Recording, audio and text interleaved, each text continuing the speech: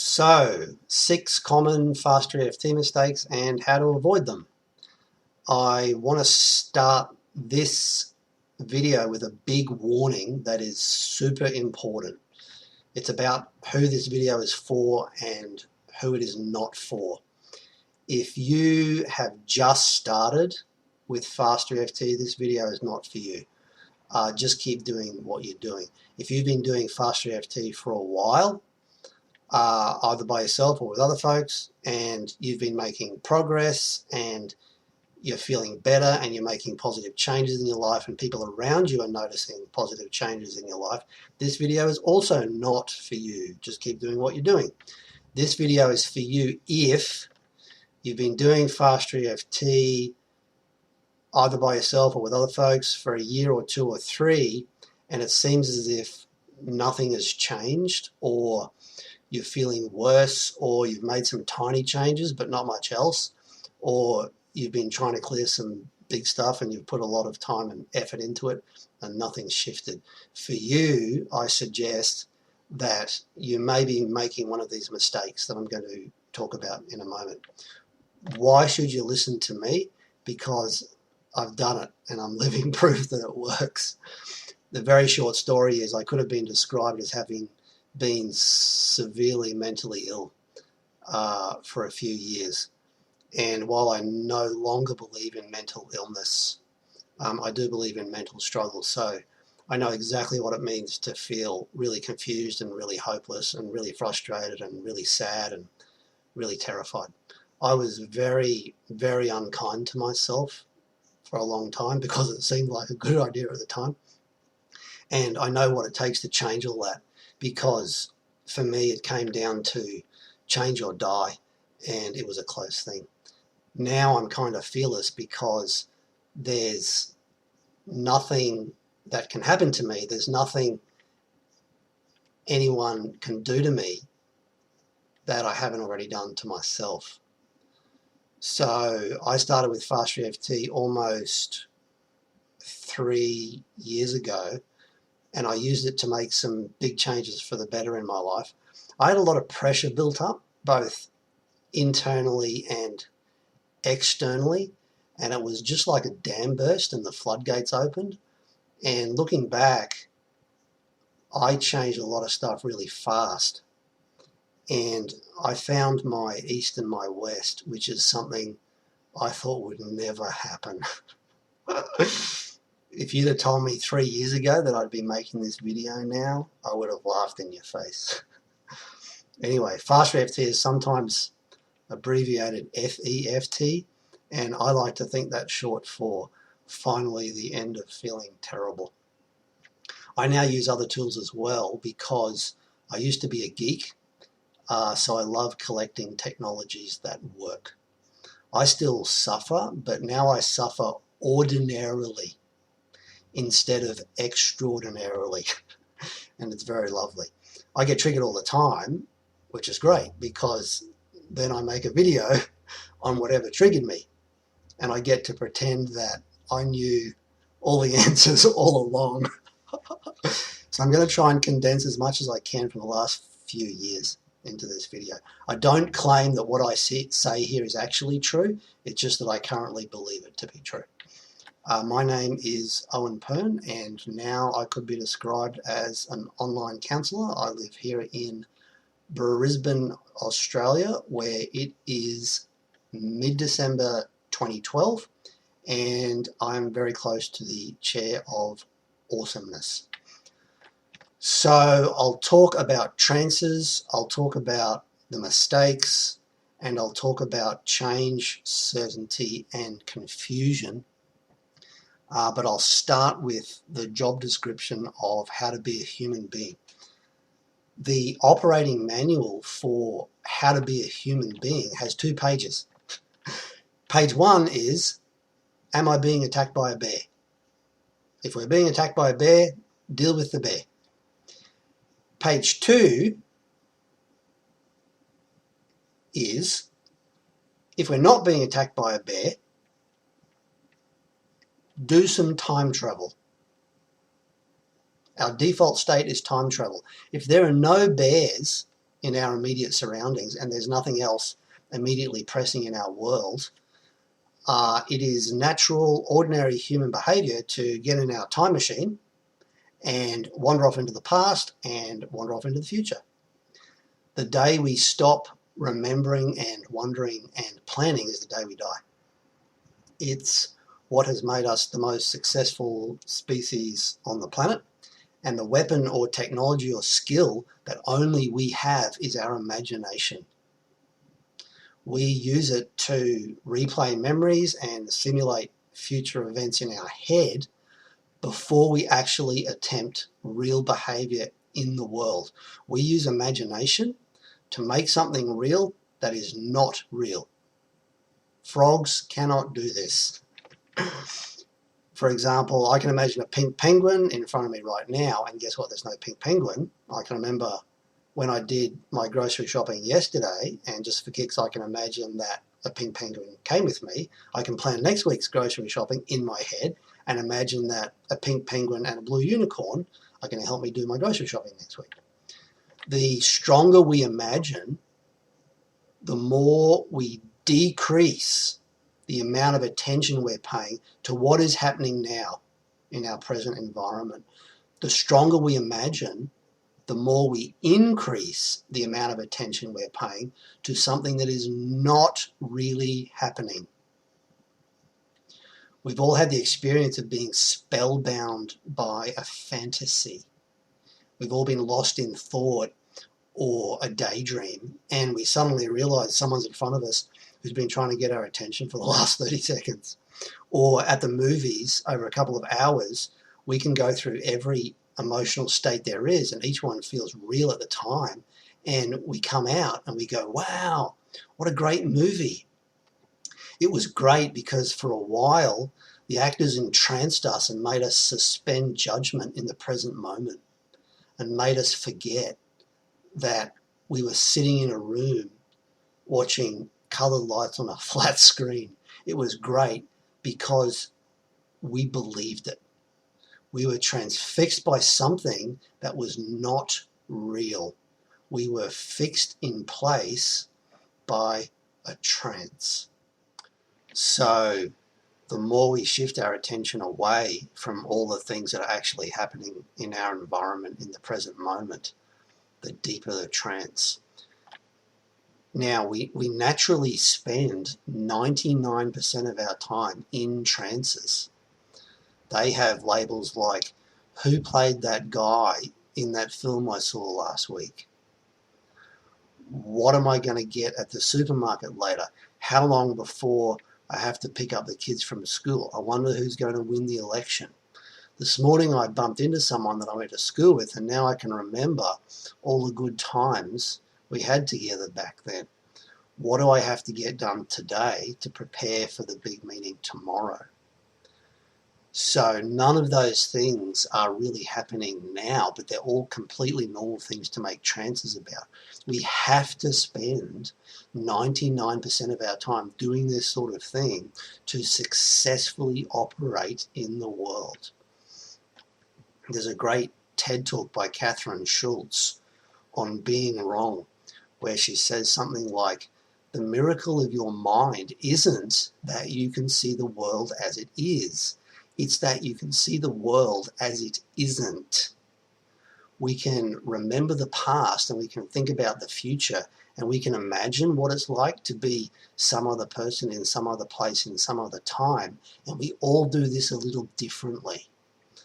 No one has access to what you do privately inside your head. Our words and conversations are poor proxies for our total experience.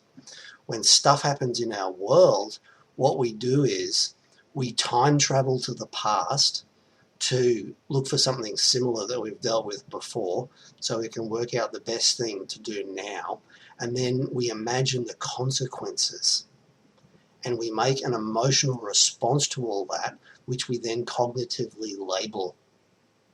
And we do all of this in the blink of an eye, and we do it thousands and thousands and thousands of times every day. The interesting thing is, from the point of view of most of our brain and body, there's not much difference between something that's really happening right now and something that isn't really happening that we're imagining. When we use our imagination to make things real, we react in our body because that's what we do with the real stuff as well. The stronger our emotional response to what we think about, the more we believe it, the more we make it true. When we watch scary scenes, we really feel scared.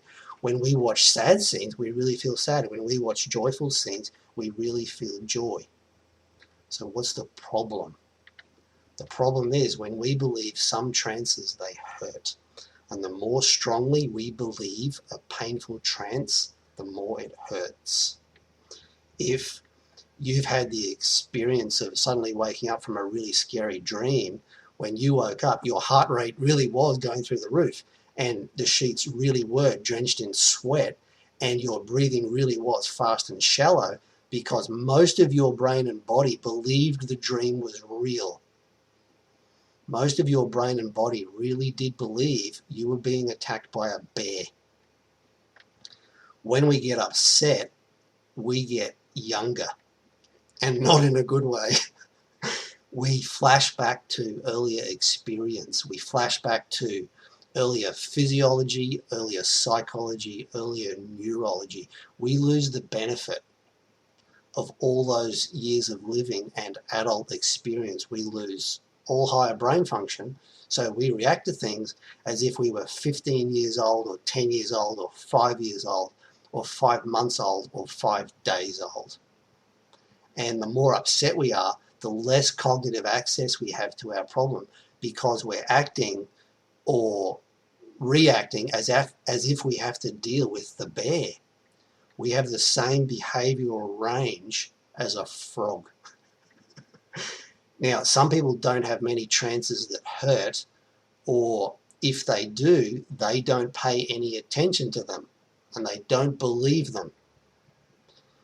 FasterEFT or any other modality has no value to those people because they happily sail through life and nothing bothers them much. They can't understand why you and I complain so much because they're too busy having a good time. They can't understand how you and I are spending even 10 seconds doing this stuff because they're too busy enjoying life. They apparently know something that you and I don't know. For the rest of us, especially when we sit by ourselves in a room for hours, days, weeks, months, years on end, we can convince ourselves that anything is true. We spellbind ourselves in painful ways with ghosts from our past and ghosts from our future. These have labels like, I can't stop thinking about that guy who cut me off in traffic this morning. Or, I'm not in a meeting right now with the new guy at work, but God is a prick. Or, I can't stop worrying about my big day in a couple of weeks. Now, the English word trance comes originally from the Latin word transire. And transire comes from the Latin roots trans, meaning across or beyond, and ire, meaning to go, walk, or march. So one way to think about the act of going into a trance is to think of it as crossing over from one place to another. And one way to think about being in a trance is to think of it as the result of a crossing over. An analogy would be pretending we're wandering around downtown and going in and out of the various buildings there. We enter a building through the entrance. And remember, the job description of being a human being is to be entranced or entranced almost all the time. The thing we actually cross over is the threshold. In the olden days of winter, the people lived upstairs and the animals lived downstairs on the ground floor, and the ground floor was covered in straw or thresh. And the thresh was held inside by a raised bit called the threshold. So if you can think a thought and you feel differently compared to a few seconds ago, you just crossed over somewhere. If you feel good, you crossed over to a good trance. If you feel bad, you crossed over to a bad trance. Now, if you've been stuck with FasterEFT for a year or 2 or 3 and you're relating to this video, it means you're still crossing over to trances that hurt, and they probably hurt a lot. What FasterEFT is about is crossing over to bad trances and back in a way which makes something safer. Either you cross over to bad trances less frequently, or you turn bad trances into good ones. Either is fine. Those are the only two ways things can get safer. If you don't experience an increase in safety, you haven't learned how to do it yet. Quick example. Say you cross over to a bad trance 5 times a day for 10 years. That's 18,000 repetitions, 18,000 reps. Say you cross over to a bad trance 10 times a day for 20 years. That's 73,000 reps. And those numbers are the bare minimum for the sorts of people who are attracted to modalities like FasterEFT, because we don't have just one bad trance, do we? We got lots. We got 10, 20, 50, 100 bad trances, and we do our 73,000 reps for each one, and we wonder why we have problems. So you've practiced these emotional sequences millions of times, which is a lot of practice. If you practice anything millions of times, you're going to become an expert.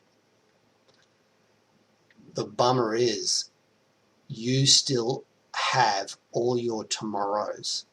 So there's always a next time. And how likely is it that next time you're going to do the sequence in exactly the same way? It's very likely. In fact, it's a certainty. If you don't want to change anything, just keep doing what you're doing. If you want the next 20 years to be the same as the previous 20, just keep doing more reps. If you want something different, you've got to do something different. The second time you get kicked by a donkey, you don't learn anything.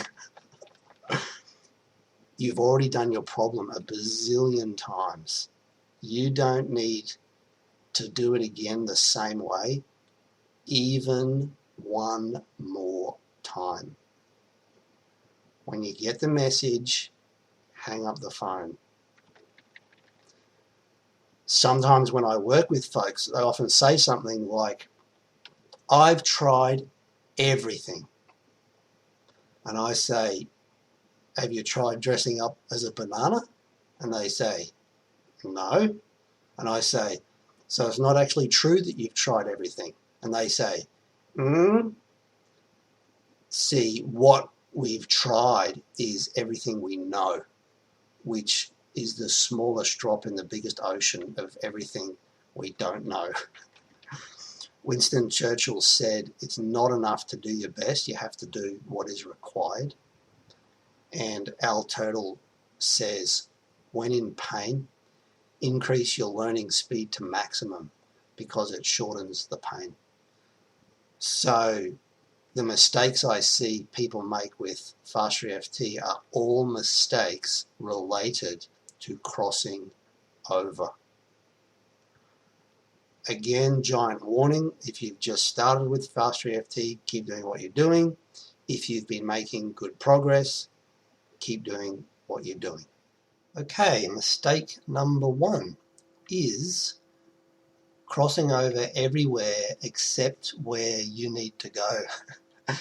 This is where you've been working on everything except your problem. So you've been crossing over to all the places that don't matter. You've been going in and out of all the buildings except one. It's like you've lost your wallet in a dark alley and you're looking for it in the supermarket because the light's better there. Sometimes this happens because you're so scared of it that you can't see it. Sometimes you think, oh, I'll do that one later, it's not important, and actually it's very important. Sometimes it's not a single problem, rather it's a way of behaving or relating to all your problems. Sometimes it's like a log jam where there's one critical log being held in place by lots of pressure from all sides, like the keystone in an arch. Sometimes you have to go outside the forest to see the forest. We're controlled by what we don't want. And because there were a lot of things that I didn't want, I'm really good at recognizing the thing you don't want and bringing you very close to it very quickly. This is sometimes really simple. Sometimes all you have to do is stop smiling, or stop playing with your wedding ring, or asking yourself, what happens if I force myself to feel okay for 5 minutes? Or if you spend 5 minutes writing down all your thoughts, or start to write an important letter you've been putting off, or start to make an important phone call. Or what happens if you spend 5 minutes looking at yourself naked in the mirror? Or I'll ask, what are you really, really attracted to that you're really, really scared of? Or what happens if you pretend you're a relaxed statue and you do absolutely nothing for 5 seconds? Some people would rather go 20 rounds with Satan than just stop for 5 seconds, which is a giant clue. Sometimes when you find the log jam and you give the log in the middle of the log jam one good whack, the whole structure starts shifting. So mistake number 2 is being constantly crossed over to bad trances. This is when we have too much contact with our problem, like 16 hours a day. I did that and it sucked. If you're doing this, you're spending all your time crossed over to places that hurt. If you're in the grip of overwhelming emotional reaction most of the time, like if your internal level of distress is 8 out of 10 or higher most of the time, you can't change anything until you calm down. This is common with big kinos, people who are very kinesthetic, strong, fast feelers, also called highly sensitive people. I'm one. We're experts at the crash into affect. And the trouble is, when the only trances we visit are problem trances, we don't have much to compare them to. So your job is to practice visiting good trances, or just practice being entranced by the present moment. You want to do anything to calm down. I bet at least once in your life you were with a friend wandering around downtown and you wanted to go in somewhere, and your friend said, you don't want to go in there. And you said, okay, and you didn't go in there. Practice doing that. Practice being that friend to yourself. When you notice yourself about to cross the threshold, say, you know what, I'm not going to go in here just now. I will keep yanking you back to the present moment, often by doing something unexpected. So when you cross over, I'll pull you back. And if you try to go again, I'll pull you back. If you run down the street and cross another threshold and jump in the hole, I'll pull you out.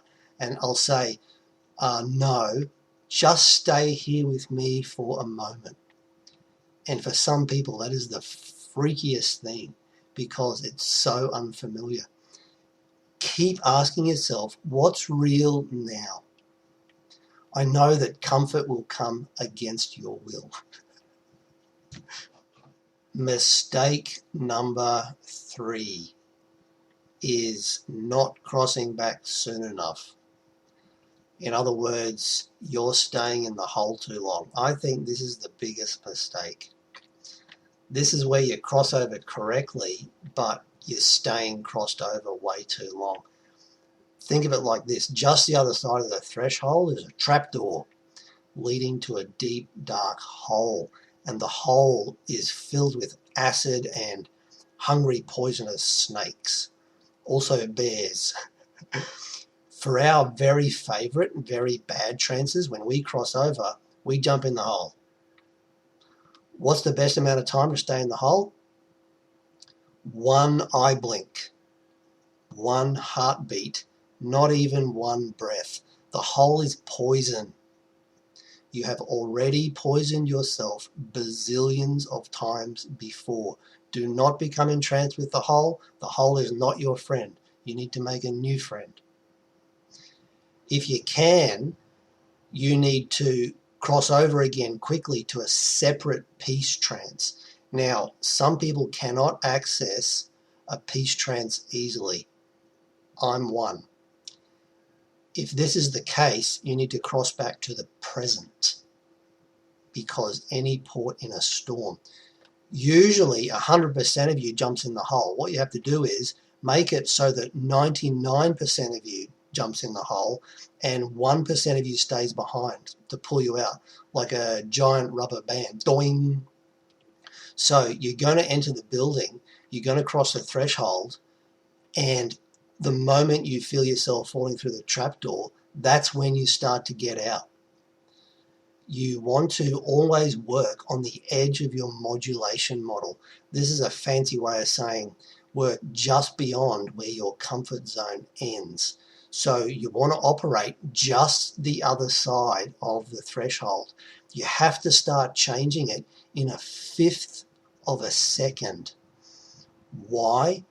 Because our fight or flight bear defense sequence starts changing our physiology in a fifth of a second. It's called faster EFT, not slower EFT. Not, I love staying in the hole, torturing myself with another rep EFT. Pretend you're a tsunami. What is a tsunami? First the ocean recedes and we say, gee, where's all the water gone? And then we see this massive wall of water building offshore. We go, uh-oh, and then the ocean is in our living room and it's too late. You want to catch it just before it gets to your living room. So build a wall of water, and when it's at its maximum height, jump in a boat or climb a tree or run up the nearest hill. You can pretend you're a runaway freight train coming down a steep mountain headed towards a sleepy village where there's another train on the track. When you're at maximum speed, just about to crash, flip the points. Pretend you jump out of an aeroplane and free fall and you reach terminal velocity just before you reach the ground. That's when you pull the ripcord. As soon as I see you cross over, I'll bring you back. I'll dump you in the hole and I'll pull you out. I'll dump you in the hole and I'll pull you out. And it's a very unusual experience. You need an unusual experience because your usual experience is maintaining your problem. Your usual experience is keeping you stuck. If you want everything to stay the same, keep doing what you're doing. If you really want to stay in the hole, then make it safer down there. Put some cushions down there and a snack and a puppy.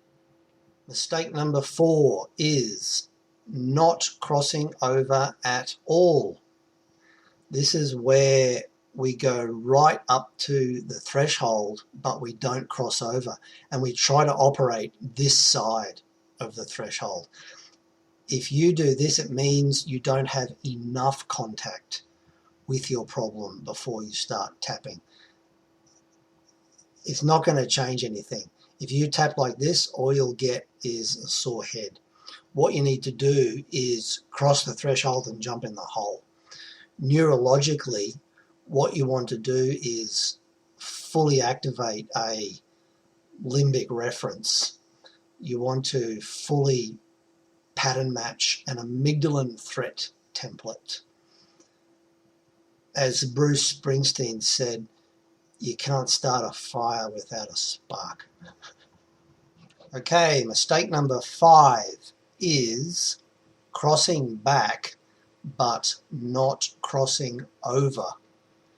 This is when we do a one-way operation instead of a two-way operation. You could call this one-shot relaxation. This is when we get upset and we tap in the moment to calm down, which I guess is better than having a drink or smoking a cigarette or eating a box of cookies or doing any of the other things that we sometimes do to calm down. But it's not going to change your response permanently. You have to start operating before you cross over, not after. We don't want to just react in the moment. We want to intentionally practice a sequence starting from the trigger, not starting from halfway through. So mistake number 6 is when you cross over and back once and you think you're finished.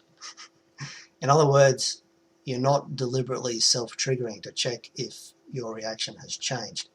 Now, 1 rep might be enough or it might not. What you need to do though is test yourself. You need to trigger yourself. When we're starting out, we think emotion just happens. It doesn't just happen. We make it happen. What you want to do is Pavlov's dog in reverse. You want to undo your conditioning so you can make new choices. They say elephants never forget. Well, humans also never forget. Once we learn something, we remember it forever, albeit unconsciously sometimes.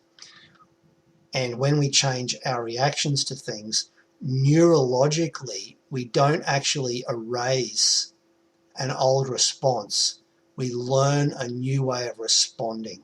This means that change is not the removal of past learning. Change is the addition of new learning. When we learn a new way of responding, what we do in our brain is we make a new trace for the same trigger. And then what happens is when we're triggered, the old trace and the new trace compete for expression. If the old trace wins, we do our problem again. If the new trace wins, we do something different. And if you experience any change at all in how you react to the same trigger, you know that you've installed a new trace. And you've just made a new memory of reacting differently to one of your old triggers. In humans, the memory reconsolidation window appears to be about 4 hours or so. So what I think this means is it's really important what you do behaviorally in the 4 hours or so following activation of whatever you're working on.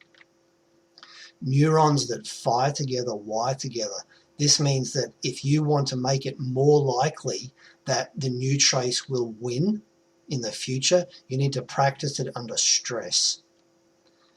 Safety conditioning, conditioned inhibition, avoidance learning, and extinction training are about continually re-extinguishing unwanted traces.